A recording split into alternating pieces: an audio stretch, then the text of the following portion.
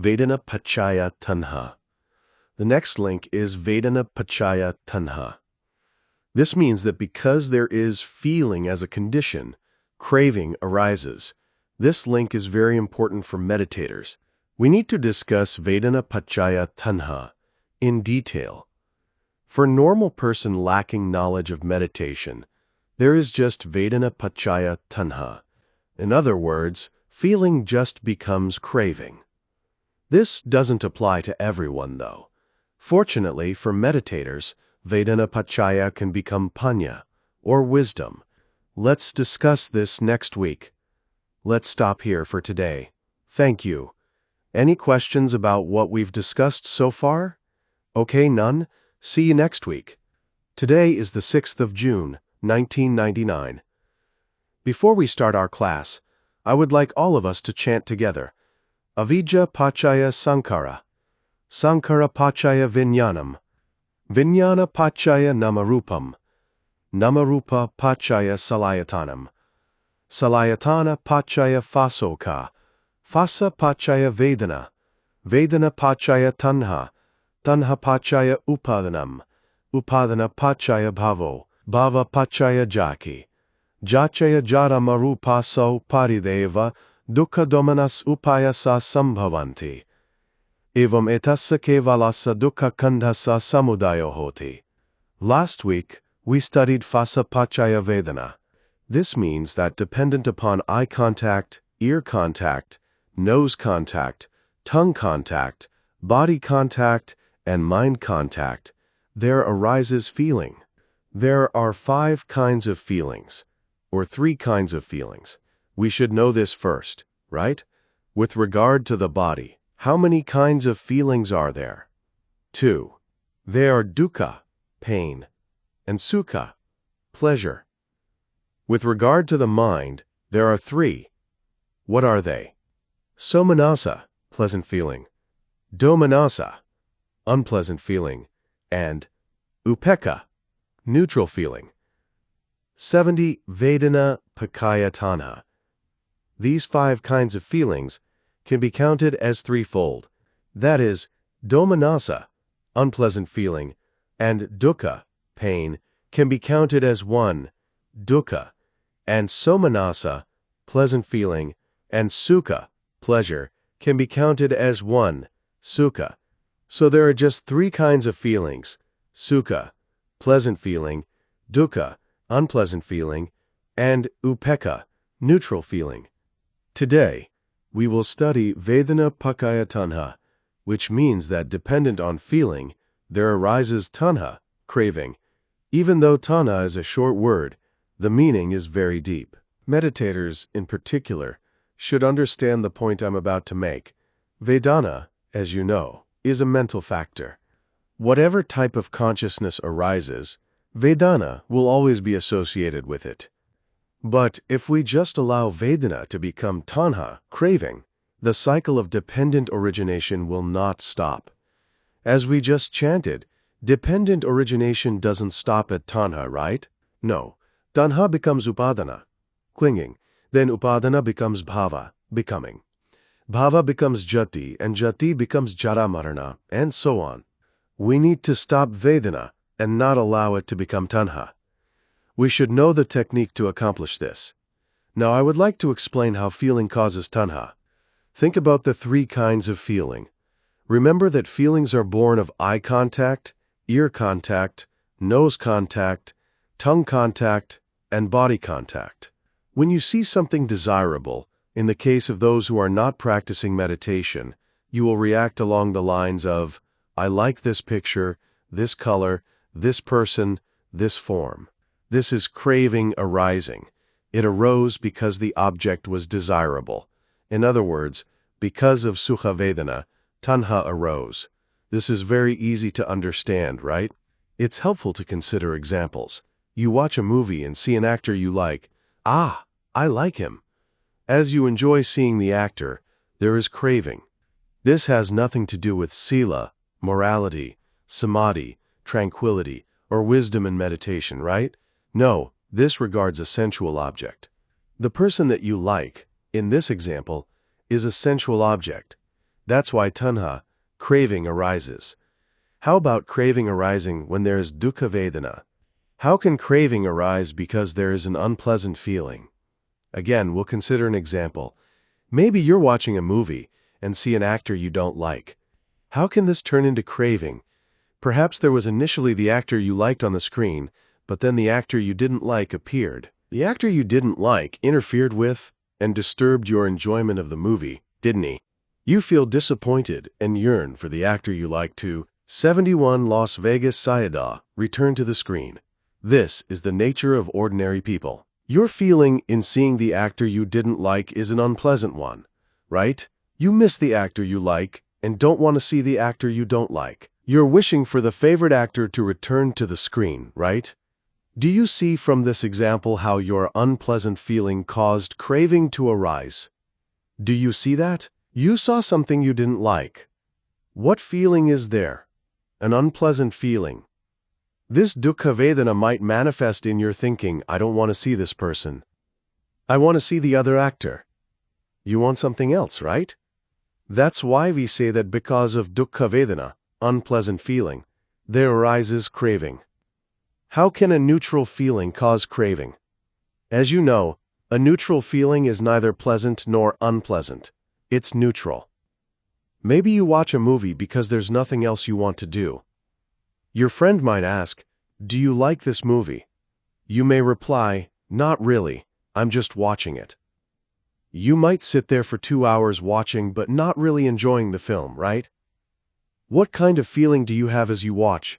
Neutral or upekkha? Even a neutral feeling can cause craving. If you didn't like it, you'd turn it off, right? You wouldn't sit there watching it for 2 hours. But in your heart, you're craving the entertainment that a film sometimes provides. Can you see how a neutral feeling can cause craving? This is why the Buddha said, Vedanā paccayā Taṇhā. It means that dependent on feeling, craving arises. These examples have regarded the eyes.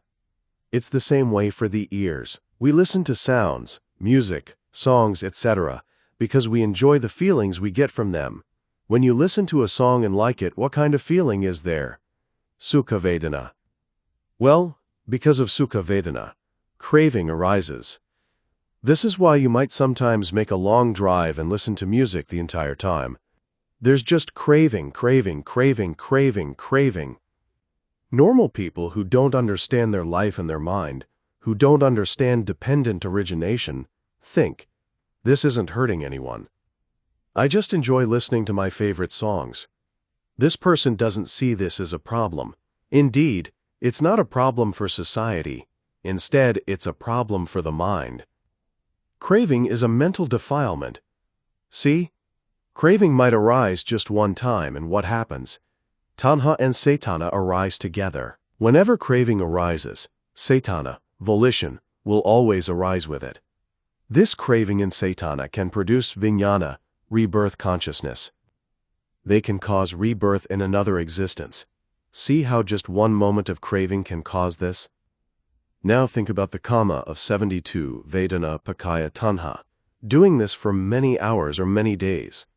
That's a lot, right? It's for this reason that we can't transcend the world. We just continue to be reborn and die in this cycle of samsara.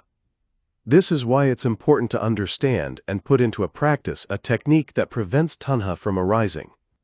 So in this example, we've been talking about how craving arises because of Sukha Vedanā at the ear. How about dukkha Vedanā paccayā Taṇhā? Dependent on an unpleasant feeling at the ear, craving arises. It's the same as for the eyes, right? You don't want to listen to this sound because you want to listen to that sound, right? In other words, you want to listen to something more desirable. Here, you hear something undesirable but want to hear something desirable. This is craving arising in your mind. This sound may be pleasant to someone else, but not to you. If you don't want to hear it because there's a sound you'd rather hear, this is the arising of craving. Also, craving can arise dependent on upekkha Vedanā, or neutral feeling. Again, it's the same as for the eye. Some people turn on the radio or put on some background noise to help them fall asleep at night. They're not listening because they enjoy the sound, right? No, they're listening because they wish to fall asleep. This is a neutral feeling. And in this example, this neutral feeling causes craving to arise. In a variation of this example, perhaps you finally fell asleep, but then your partner or parent came in and turned off the radio or background noise. You might wake up and say, "Why'd you turn it off? I'm still listening." Whatever your motivation for having the sound, can you see how there was the wish for it to be there? This is an illustration of a neutral feeling at the ear causing craving. How about at the nose? If you are exposed to a good smell, perhaps some food, flowers, or perfume that you like, craving can arise. Oh, I love that smell. And what about if it's an unattractive smell? What kind of feeling is there? An unpleasant feeling, right? This unpleasant feeling can also cause craving to arise. Oh, I don't like this smell. I'd much rather smell something more pleasant. You're wishing to have another scent, right? This is how an unpleasant feeling can cause craving to arise. Even an unpleasant odor can cause craving, right? How about a neutral feeling? What about those sprays people sometimes use in their bathrooms? You don't like the smell of the spray so much, but you use it because you want to cover up an unpleasant smell. Even if the bad smell disappears, you may spray the other one to freshen up the air anyway, right? Do you see how a neutral feeling at the nose can cause craving to arise? 73 Las Vegas Vedanā. How about the tongue? You might eat or drink something and enjoy it. Oh, very tasty. What kind of feeling is that? A pleasant feeling. This pleasant feeling can cause craving to arise. That's very easy to understand, isn't it? Craving can also arise because of an unpleasant feeling at the tongue. How can this happen? Maybe you're eating curry and take a spoonful with a hot chili in it. You don't like the intense heat of the chili and want it to go away so that you can continue enjoying your curry, right? Can you see how there's craving there? You want something else, right? This example illustrates how an unpleasant feeling can cause craving to arise. Craving can also arise because of a neutral feeling at the tongue. How? Although we eat every day, we don't always enjoy every meal, right? Sometimes the food isn't particularly good, but we eat it to survive. If we don't really enjoy the food, we may experience a neutral feeling. This neutral feeling can also cause craving to arise because there's still an element of desire motivating us to eat. So because of these three kinds of feeling at the tongue, craving can arise. How about the body? As meditators, we sit in meditation a lot. If we're sitting comfortably in meditation and feel very happy about it, what kind of feeling is there? A pleasant feeling. We may get attached to this comfortable feeling in the body. It's comfortable and we like it. Later on, though, an unpleasant feeling may arise. We may experience pain, itching, or numbness. What kind of feeling is there at that point? An unpleasant feeling. Because of this unpleasant feeling, dosa could arise, couldn't it? Indeed, dosa can arise if we don't know how to properly handle discomfort in the body. Oh, this pain, where'd it come from? We often get angry with pain if we don't know how to manage the situation mentally. We want the pain, the numbness, or the itching to go away, don't we? What we want is to sit comfortably once again. This is an illustration of how an unpleasant feeling in the body can cause craving to arise. Most, though, we experience dosa. We're talking about Vedanā paccayā Taṇhā, right? What do we have to do about this situation? I'll explain this to you soon. For now, I just want to explain how craving can arise because of the three kinds of feelings. With regard to the mind, we don't see or hear anything, right? No, this is when we close our eyes and are just thinking something. We might sit there and think of the past or the future. We may reflect upon 74 Vedanā paccayā Taṇhā, our varying experiences in life. If you think about something positive that makes you smile, what kind of feeling is there? Sukha, a pleasant feeling. We like thinking about good things, don't we? Someone may buy a lottery ticket and fantasize about all the wonderful things they'll do with the winnings. These thoughts cause craving, right? Sometimes, though, we may think about the past and feel sad.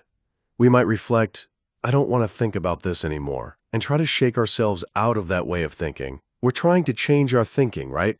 Because we don't like the unpleasant feeling associated with sad thoughts. We try to think about something else. See how craving can arise dependent upon unpleasant feelings in the mind? What about neutral feelings in the mind?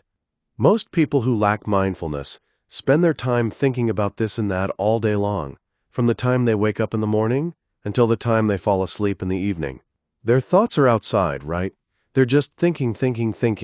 In this example, the thoughts are just normal, run-of-the-mill thoughts. It's the nature of the mind to think, and these are just ordinary thoughts. There is a neutral feeling. But even though there is a neutral feeling, the mind likes to think about happy things. Once again, even a neutral feeling can cause craving to arise. We've been talking about the mind here. And, once again, the three kinds of feelings can cause craving to arise. Breaking the cycle. If we let Vedanā make contact with craving, the cycle of dependent origination will continue without end. It will not stop. And it won't merely fail to just stop Taṇhā. As you know, Taṇhā paccayā upadana, upadana paccayā bhavo, bhava paccayā jati, and so on. It's critical that you understand how these three kinds of feelings cause craving to arise. Dependent on feeling, craving arises, right? This is a very, very important point. Yogis who practice meditation must disallow feeling, Vedanā, to contact craving, Taṇhā. So what do we have to do? We've already learned about the Noble Eightfold Path. It consists of right understanding, right thinking, right speech, right action, right livelihood, right effort, right mindfulness, and right concentration. This is the Noble Eightfold Path. Among these 8 constituents of enlightenment, do you remember what we call 5 of them? The workers. As meditators, in every moment that we are concentrating our 75 Las Vegas Sayadaw mind, making a mental note of the object, and realizing the nature of mind and body, these 5 workers are present. What are these workers? You use your effort to apply your awareness to your object of meditation. This is right effort. With mindfulness, you don't allow the mind to wander off to something else. This mindfulness stays present and is aware of the object. This is right mindfulness.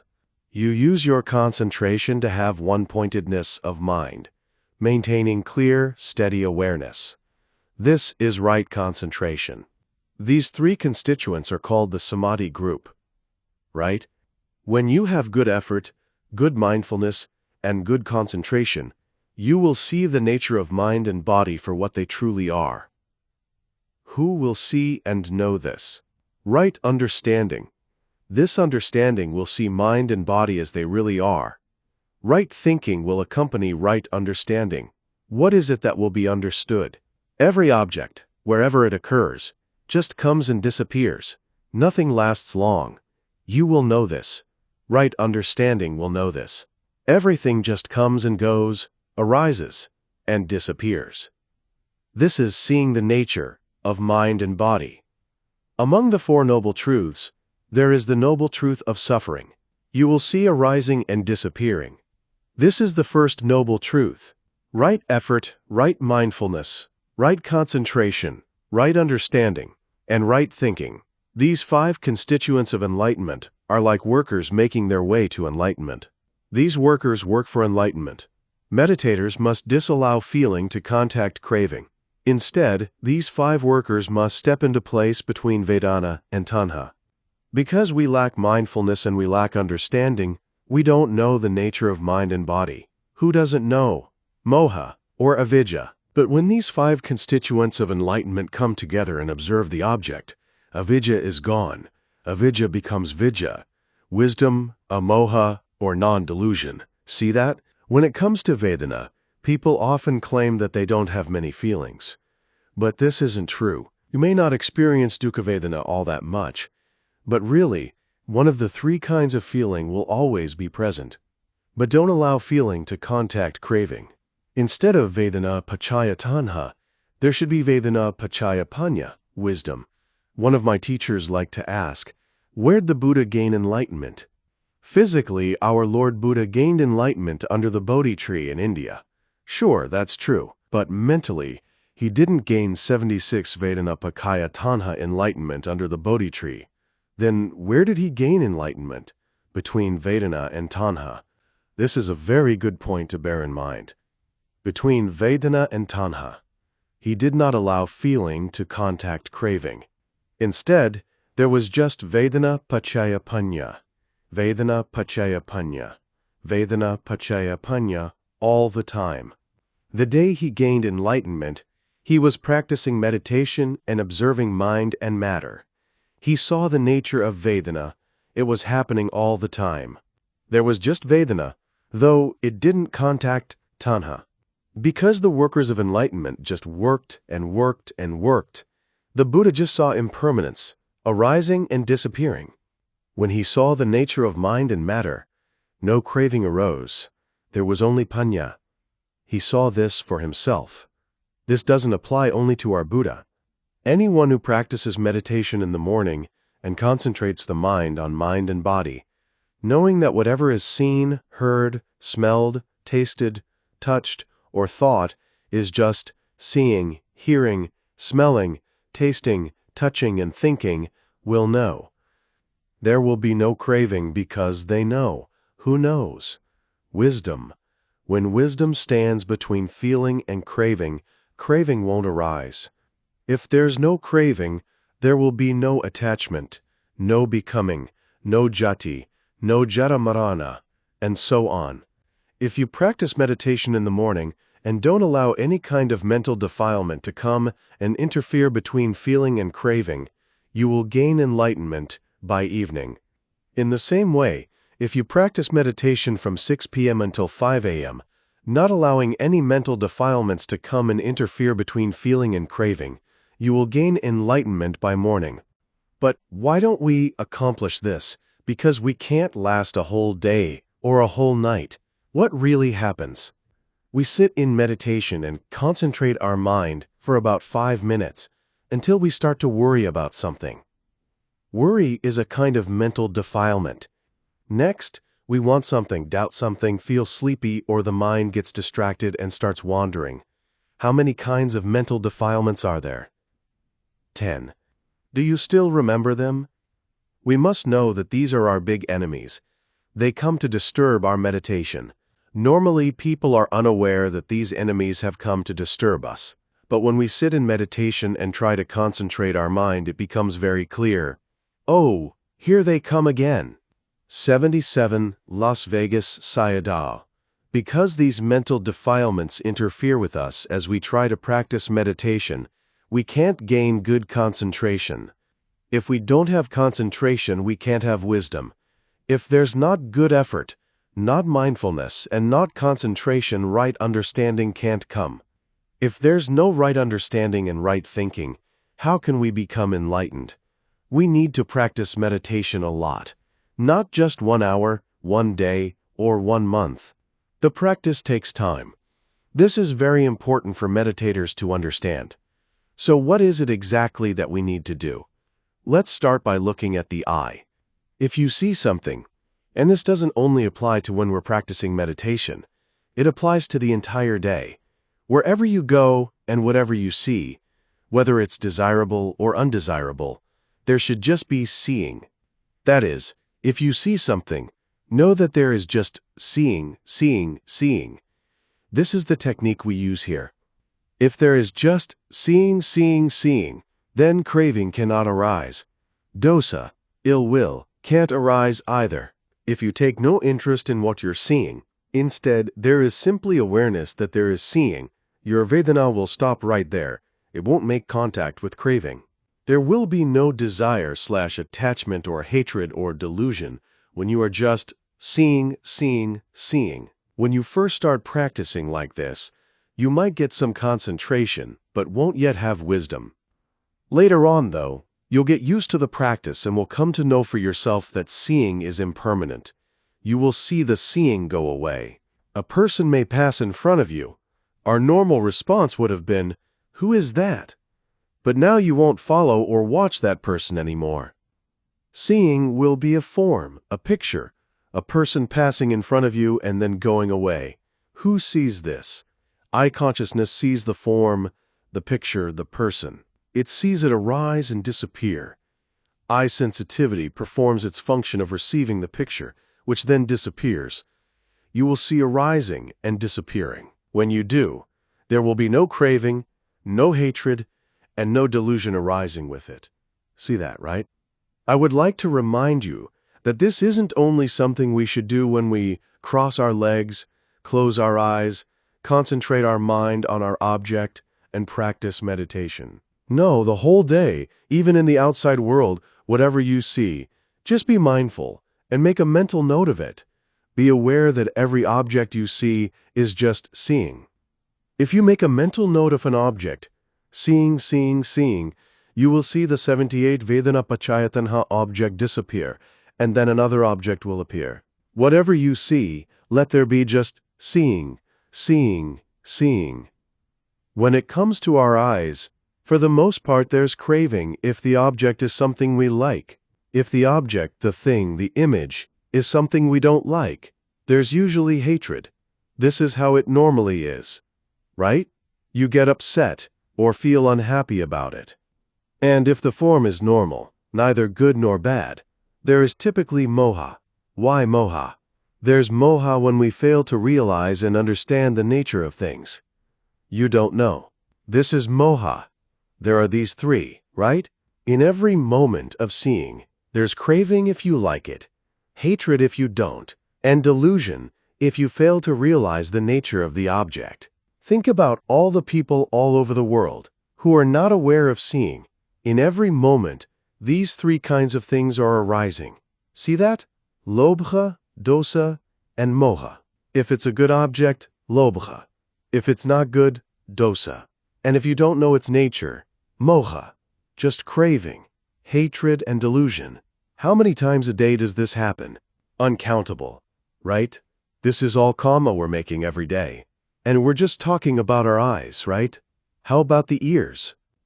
Every day, we spend time enjoying the pleasurable sounds of people and songs. We like this, right? But it's craving. If we don't like the sounds we're hearing, it's hatred. And if we don't realize the presence of sounds and fail to mentally note them using our meditation technique, it's moha. So with the ears, just like with the eyes, there's just lobha, craving, dosa, hatred, and moha, delusion. How many times a day do they arise? Many times. And that's just for a single day. How many years old are you now? So how much lobha, dosa, and moha has that been? A lot. This is our karma. This cause, this karma, will produce a result in the future. We have to respond to this skillfully. Now, we are studying. After we study, we have to try to follow the technique and practice meditation. Sometimes, you'll see an image of the Buddha holding his hand in a particular way. There's a story behind the way he's holding his hand. According to the story, one day he was talking to Ananda, who was a close disciple of the Buddha, who took care of him for more than 20 years. The Buddha showed Ananda his hand and asked him to look at the soil under one of his fingernails. The Buddha said to Ananda, "The soil under my fingernail, or all the soil of this whole universe, which is more?" Clearly, the soil of the entire universe was far more plentiful. 79. Las Vegas, Sayadaw. The Buddha went on to explain to Ananda that the proportion of humans who will die from this world and once again be reborn in the blissful sensual sphere is comparable to the amount of soil under his fingernail. In contrast, he explained, the amount of human beings who will die from this world and be reborn in the unhappy planes is comparable to the volume of soil in the whole universe. There is no way to get out of this world without practicing insight, vipassana meditation. Please remember this. There was an occasion when the Buddha described the woeful states as being the permanent abode of ordinary worldlings. Now, though, we've found our way to this human world. It's just temporary, mind you, but if we do good things, perhaps we can be reborn in this human world again in the next life. Or perhaps we'll even get a promotion to a higher realm. But if we don't do anything good, we'll have to return home to our permanent place in the next life. Very few people understand how important this is. Most people say, enjoy life, eat, drink, and be merry. These people don't understand the mind. But fortunately, that's what we're talking about now. People like the kind I'm describing think, we don't hurt anyone. We're just minding our own business and enjoying life. They don't see it as bad karma because they're not hurting anyone else. Although they may be avoiding harming others directly, their unskillful behaviors are producing craving, hatred, and delusion for themselves many times each day. And the longer their life, the more of this they accumulate. This is bad karma. The amount of craving, hatred, and delusion they are producing is substantial. Bearing this in mind, the Buddha explained that there is just one way to gain enlightenment. What's the one way? Briefly, mindfulness. We have to follow the 4 foundations of mindfulness. It's the one and only way. You cannot reach liberation, the cessation of suffering, without following this path. This is very important. This path is not merely concerned with Vedanā, which is what we've been talking about. When we're practicing within the 4 foundations of mindfulness, we have to observe the body sometimes too. This is called kayanupassana, satipatthana, or mindfulness of the body. Wherever we are mindful, perhaps there is sukha, perhaps there is dukkha, or perhaps there is upekkha. We have to observe these. Don't let these feelings connect to Taṇhā. When you see something, let there be just seeing. If you hear something, let there be just hearing. If you smell something, just smelling. If you're eating, leave it at tasting. And if you Vedanā paccayā Taṇhā, touch something, let it be just touching. Don't think, oh, I like this. Don't concern yourself with these things. We need mindfulness and concentration. To gain strong concentration, we first need mindfulness. To get mindfulness, we need good effort. In other words, you have to try. As you gain these, you will know the nature of mind and body. You will understand your body, your feelings, your mind and mental objects. You will know that their nature is threefold. But in order to see these 3 characteristics of mind and body, we have to practice meditation. We don't practice meditation to gain mental or psychic powers. That's not our aim. Although we've been mostly talking about unskillful interactions at the eyes and the ears, it's the same thing for the nose. And what about the tongue? You eat every day, probably at least 3 meals, breakfast, lunch, dinner, and perhaps a snack too. You eat many times and drink many things. When you eat and drink, train your mind. Don't allow "I like this" to be a part of your eating and drinking. If you enjoy the taste of food or drink, it's craving, right? What can happen if you eat your breakfast, lunch, and dinner with mental defilement? Imagine you have a heart attack and die at the table while you're eating. In terms of karma and the results of karma, what do you think will happen? Be mindful all the time. Don't get caught up in liking. In the same way, don't complain about how you don't like a meal either. And remember that if you lack mindfulness and fail to mentally note and recognize your experiences while eating and drinking, there's moha. We might spend a lot of time thinking about work or our families while we eat, right? When we do, the mind is not in our body. No, it's wandering around outside. What do we call this? Udhaka, or restlessness. It's moha. Can you see how there can be so much craving, hatred, and delusion while we're eating? So what do you have to do about this? When you eat, be mindful. Mentally note the processes involved in eating as best you can. Try to note taking, putting, chewing, swallowing, and so on. Eat as much as you like, but be mindful. After you chew, you swallow. Then you eat more. That's okay. But during the 30 minutes you might spend taking each meal, try to disallow craving, hatred, and delusion from arising. Don't have any craving for the food. Don't get angry or frustrated about any aspect of the meal. And because you are mindful of the eating, you'll have knowledge. What is it that has knowledge? Vijja, or wisdom. With each moment of eating, Be aware of processes and experiences arising and disappearing. 81 Las Vegas Sayadaw, arising and disappearing, arising and disappearing. This is happening all the time. See? If you do this, you can gain enlightenment while eating. Enlightenment is not something that occurs only when practicing sitting meditation. You can gain enlightenment anywhere and any time, if you're mindful all the time. This is why we need to be mindful all the time. After teaching for 45 years, the Buddha offered one last message, one last teaching, before he died. His last words were Appamadena Sampadethati. They mean, be mindful. He was reminding his followers that all conditioned things just arise and disappear, and to be mindful of it. Think about these final words. Mindfulness is very important for us. We've been talking about eating, right? If you like what you're eating, it's craving. If you don't like what you're eating, it's hatred. And if you're daydreaming and lack mindfulness while eating, it's delusion. But the Buddha gave us a technique to use while eating, right? Yes, even while eating. He taught us everything we need to know. He taught us how to sit, stand, walk, eat, sleep, talk. It's for this reason that we pay homage to statues of the Buddha. We respect him as our great teacher who taught us how to get rid of all kinds of suffering and craving. All of this I've been saying here concerns the tongue. As we eat, instead of craving, hatred, and delusion arising, we now know how to have Vedanā paccayā. If you like it, it's a pleasant feeling. If you don't like it, it's an unpleasant feeling. If it's just normal, it's a neutral feeling. But if you know that it's the nature of feelings to arise and disappear, paccayā arises because of that very Vedana. Don't allow Vedanā paccayā Taṇhā.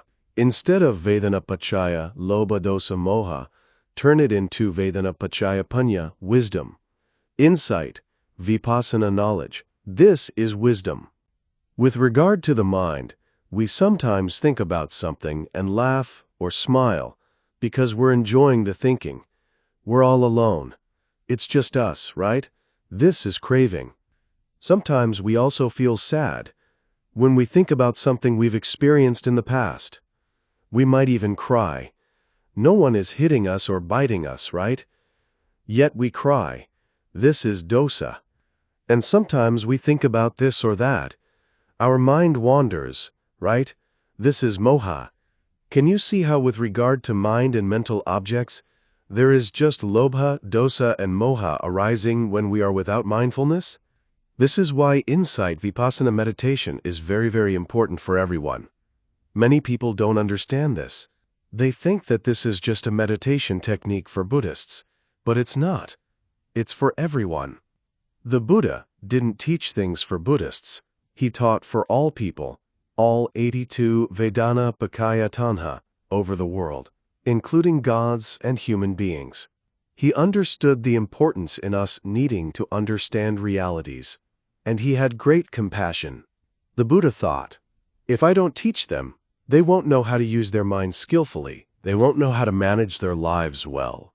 And so he spent 45 years trying to help us understand how to live well and comprehend the workings of the mind. He gave us a technique to practice meditation. It's called the 4 foundations of mindfulness. These 4 foundations of mindfulness are for the benefit of everyone. Now that we've been instructed, what will we do with it? So today, I first explained that craving can arise dependent on the 3 kinds of feelings. Then I explained how lobha, dosa, and moha can arise for normal people dependent upon these 3 feelings. Now, I'd like to make sure it's clear to you how meditators can make wisdom arise dependent on feeling. Please use the following technique. Whatever you see, it's just seeing, seeing, seeing. The thing you see doesn't last long before it goes away. Then you hear something. It's just hearing, hearing, hearing. Don't let your mind turn into craving. I like this beautiful sound, or what a terrible sound. It's just hearing, hearing, hearing. Then the sound stops and goes away. In the same way, Smell isn't there all the time. It's just temporary. It may be a good smell, or it may be a bad smell. It's just smelling, smelling, smelling. Then it goes away. Know that the smell came and went. It's impermanent. As for tastes, you have to eat every day. But when you eat, be mindful. It's just eating, eating, eating, and chewing, chewing, swallowing, swallowing. Don't let there be craving. It's just paccayā, paccayā, paccayā, paccayā when you're mindful. With regard to the body, it's craving if you feel comfortable. People will sometimes go somewhere and have someone massage them. If they feel pleasure in that, this feels nice, it's craving because they attach to the feeling. When the massage is too strong and it hurts, people don't like it. It then becomes dosa. We can sometimes get angry with the pain. Right? How can we be angry with pain? But people don't understand this. And sometimes we're getting massaged, but we're busy thinking about something else. As we don't realize the touching of our body, there is moha, or delusion. If something touches your body, it's just touching, touching, touching. If you feel pain, it's just pain, pain, pain. If it hurts, it's just hurt, hurt, hurt. Just identify it, realize it, and make a mental note. If 83 Las Vegas Sayadaw someone massages you, feel the touching. Notice how one touching arises and then goes away. Another touching then arises and goes away. It's the same way with pain. Pain arises and then goes away. Then it comes again and goes away again. You see this, right? And any time and every time you feel a touch that's neither good nor bad, just know there's touching, touching, touching. Know that it's impermanent. Who knows this impermanence? Right understanding. You will know the realities of these experiences. You will know the nature of pain. It is just arising and disappearing. When normal people who don't understand cause and effect or how to practice meditation encounter a pleasant touch, they feel good and think, "Oh, this is very good." They smile too, right? They like it. This is the way ordinary people act. It is lobha. Or if there's pain, you can see the discomfort in their face. This is dosa. And some people are just daydreaming about other things as they're being touched. You might ask them a question, and they don't even hear you because their mind is outside in the world thinking about something. This is moha. Whatever touches your body, be mindful of it. Just know it, and realize it is touching, touching, touching. If there's pain, it's just pain, pain, pain. If it's numb, it's just numb, numb, numb. If it's itching, it's just itching, itching, itching. Everything just comes and goes away, comes and goes away. Know the nature of mind and matter. When we regard bodily feelings and sensations in this way, no craving, no hatred, and no delusion arise. Instead, there's just wisdom arising all the time. Use this technique to accomplish this. With regard to the mind, even if we stop our thinking, it's just temporary. What is the mind like? Do you remember what we studied last week? What kind of animal is the mind like? A monkey. If we allow the monkey to do what it does, it will get into trouble. Instead, we stop it. Train the monkey to be tame. How do we train the monkey? Control your mind by using this technique I've been describing. Whatever you see, it's just seeing. Whatever you hear, it's just hearing. Whatever you smell, it's just smelling. Likewise, whatever you taste or touch, it's the same.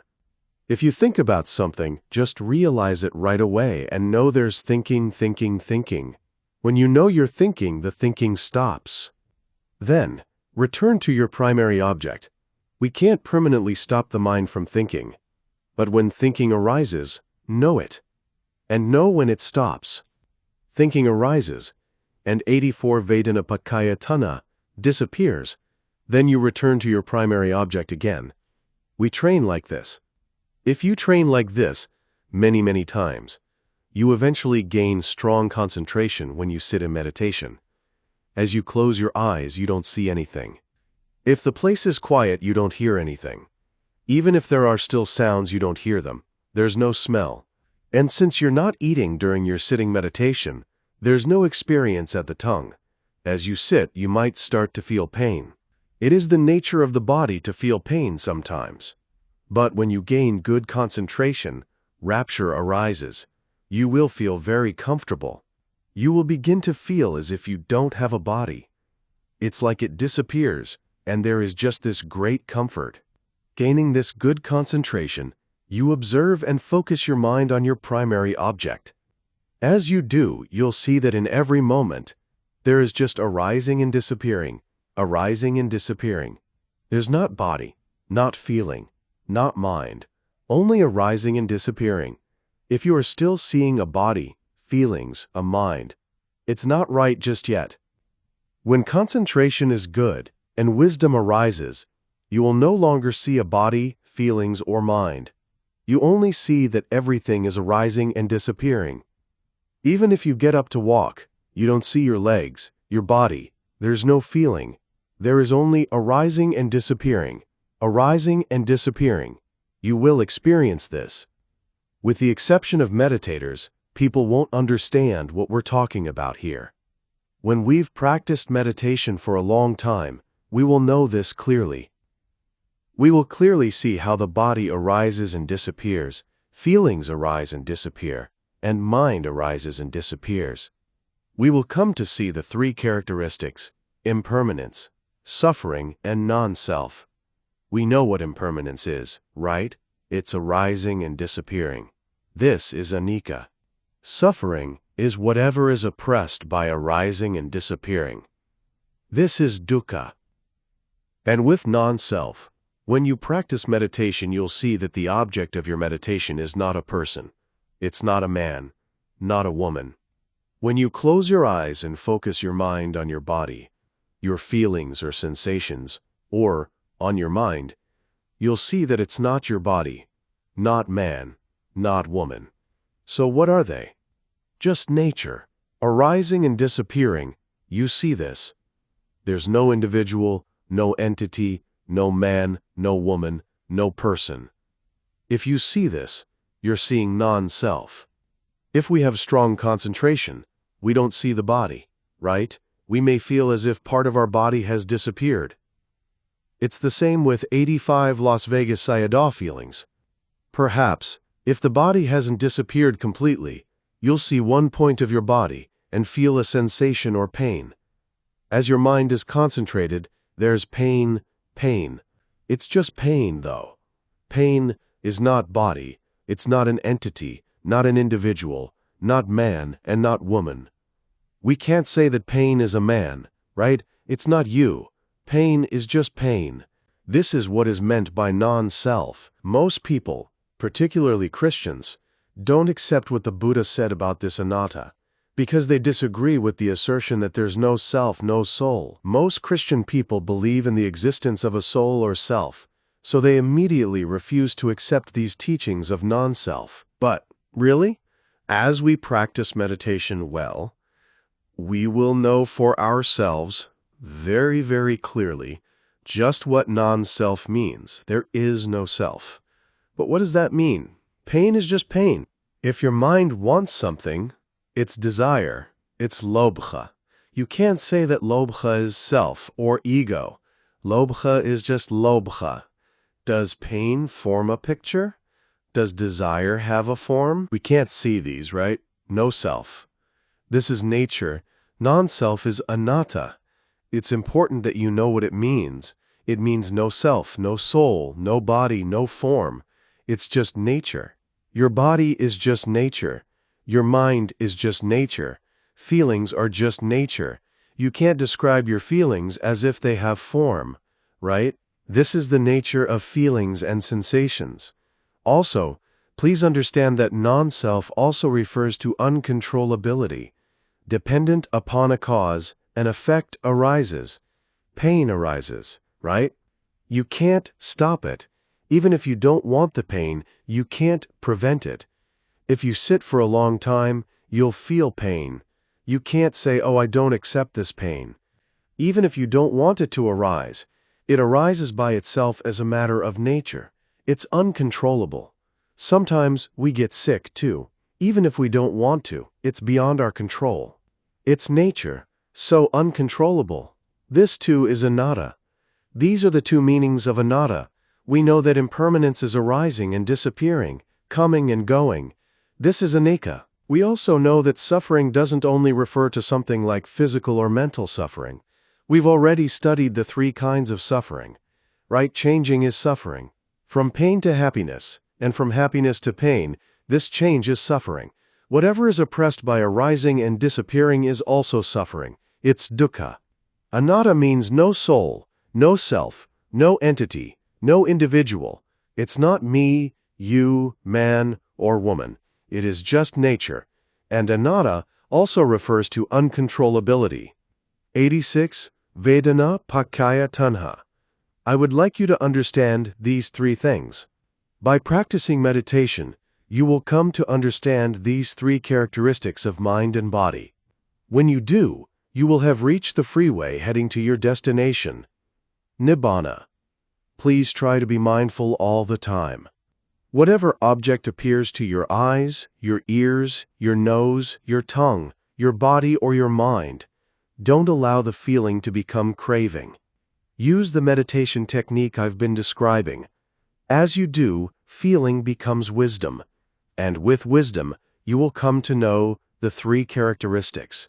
Then, may all of you gain enlightenment in this life. Thank you for your attention. Do you have any questions? Q. What about having negative thoughts over and over? Are they necessarily producing negative feelings, or can negative thoughts also produce pleasant feelings? Sometimes I find myself thinking about something negative because I like the feeling of it. Is the feeling something you find pleasant? Q. It's just the same negative thoughts over and over. Generally, if you don't find it pleasant, it's dosa. You're unhappy about it, right? Q. They're bad thoughts that I'm having. Don't think. In accordance with our Vipassana technique, if you find yourself thinking about something, stop your thinking. Note the thinking. Thinking. Thinking. Thinking. Stop your thinking. Don't allow it to control you. Don't get caught up in thinking. Today is June 13th, 1999. Last week, we discussed Vedanā paccayā Taṇhā. Dependent on feelings, there arises craving. How many cravings are there? Do you remember? There are 108 kinds of Taṇhā, and we have 1,500 kinds of mental defilement. How does craving become of 108 kinds? We've already learned this, right? There is craving for sensual pleasure, craving for existence, and craving for non-existence. There is also craving for the 6 sense objects. 87 Las Vegas Sayadaw. So 3 types of craving multiplied by the 6 sense objects becomes 18 kinds of craving. These 18 kinds of craving can occur internally and externally. As such, we multiply the 18 kinds of craving by 2, internal and external, and now have 36 kinds of craving. These 36 kinds of craving can occur in the past, the present, and in the future. For this reason, we now multiply the 36 kinds of craving by 3, past, present, and future, and have 108 kinds of craving. Here, the reality of Taṇhā is craving for visible objects, craving for sounds, craving for odors, craving for flavors, craving for tangible objects, and craving for Dhamma, mental objects. This is their realities, but in detail, we can say Taṇhā is of 108 kinds. Thus far, we've been talking about avijja paccayā sankhara, sankhara paccayā vijñānam, and so on.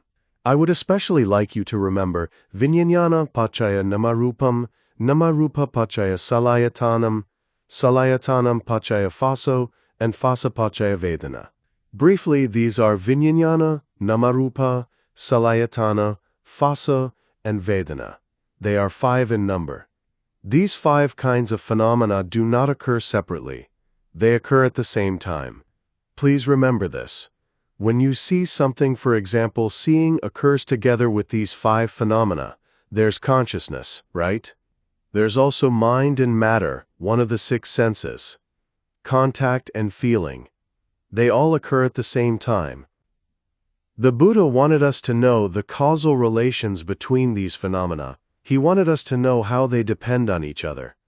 We may use the individual words Vijnana, Namarupa, Salayatana, Phassa, and Vedanā, but when they arise together at the same time.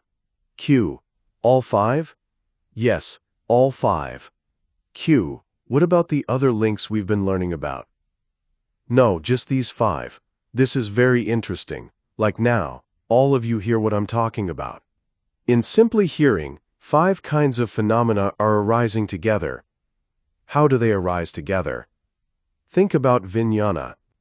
What kind of vijnana arises 88 Vedanā paccayā Taṇhā when you hear a sound? Sota vijnana, or ear consciousness. What about namarupa? Nama means mental factors, cetasika. These cetasika arise together with sota vijnana. They arise at the same time. As for rupa, there is ear sensitivity and sound. These are kinds of matter, right? They arise at the same time. How about salayatana? This is your ear sensitivity, internal, and sound as an external object. They arise together. How about phassa, or contact? Contact is a mental factor. It arises with air consciousness. And how about feeling? It's the same. Phassa and Vedanā are among the 7 universal mental factors. Whatever type of consciousness arises, they will both always associate with it. So, although we may see vijnana, namarupa, salayatana, phassa, and Vedanā listed separately, when they arise at the same time. We use these terms, but in reality, it's just 5 aggregates arising and disappearing. See? Just 5 aggregates. In every moment, there's no body, no man, no woman, no ego, no person. There is just 5 aggregates arising together and disappearing together. Every time you see, hear, smell, taste, touch, or when you think, it's just 5 aggregates. How do vijnana, namarupa, salayatana, phassa, and Vedanā become 5 aggregates? Let's explore this. Vijnana. What kind of aggregate is this?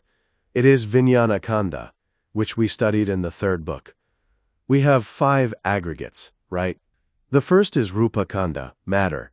The second is Vedanā khandha, feeling. The third is saññāna khandha, perception. The fourth is sankhara khandha, formation.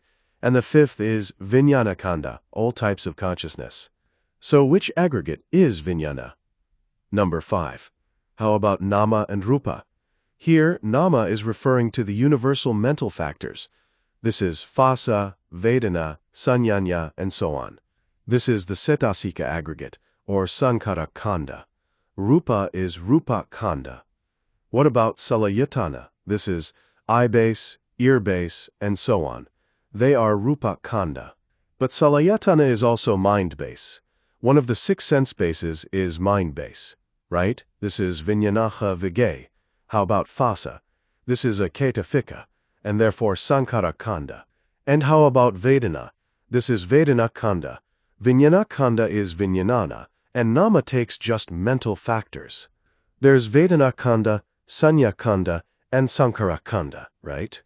When ear consciousness arises, the 7 universal mental factors, phassa, Vedanā, saññā, cetana, and so on, also arise together. Saññā is part of nama. Can you see how all 5 aggregates arise together? Even though we may use the words vijnana, namarupa, salayatana, phassa, and 89 Las Vegas Sayadaw Vedanā individually, they arise together.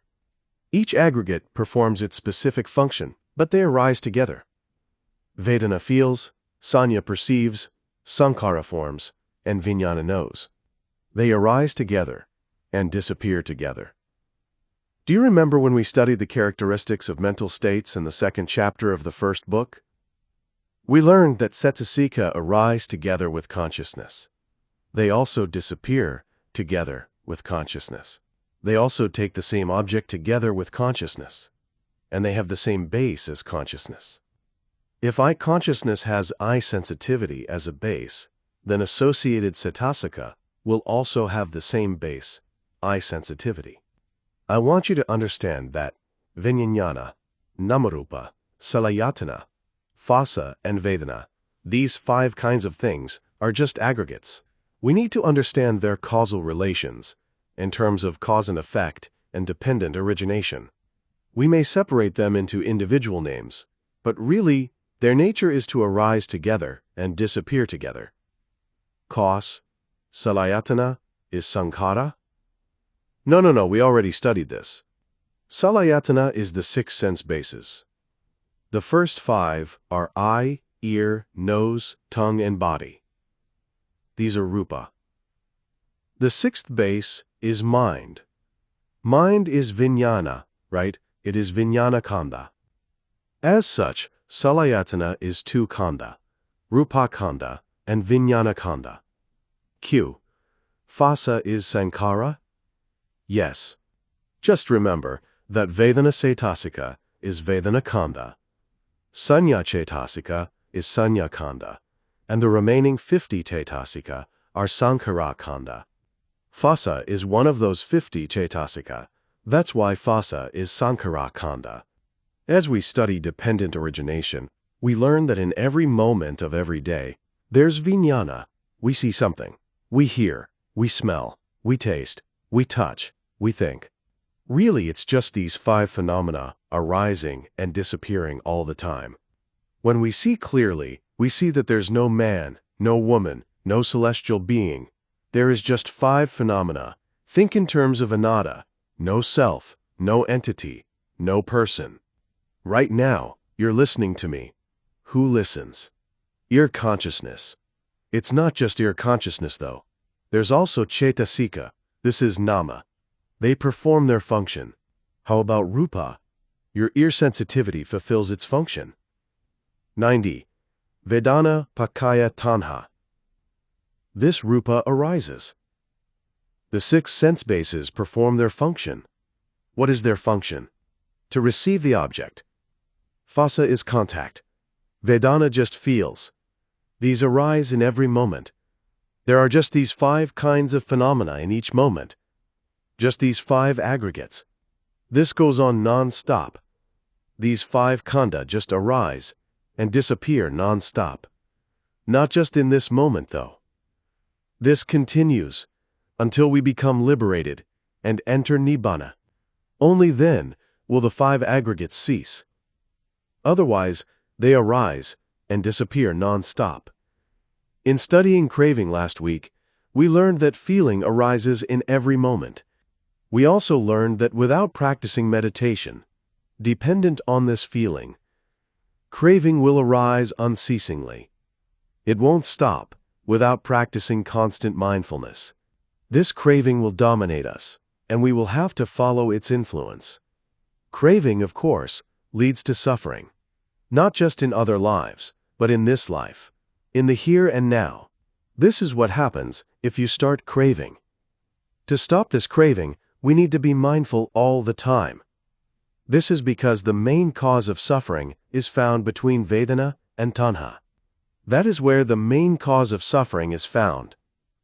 According to the 4 Noble Truths, where suffering come from? Suffering comes from samudaya. What is samudaya? Taṇhā. Samudaya and Taṇhā. The meaning is the same. Samudaya is Taṇhā, which is the main cause of suffering. 91.